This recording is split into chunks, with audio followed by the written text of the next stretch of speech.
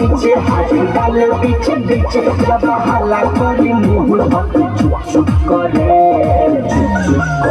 हमर दोनों बालून साला धुप धुप करे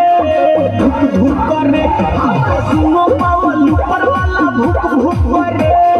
भूक भूक करे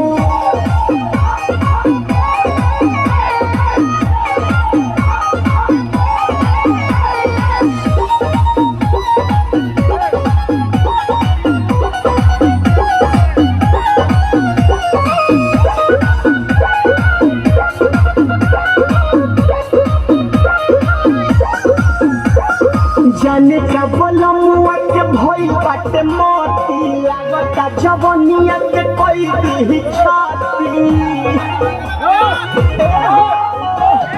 जाने का बोलमुआ के भई बाटे मोती लागता जवनिया के कोई दी छाती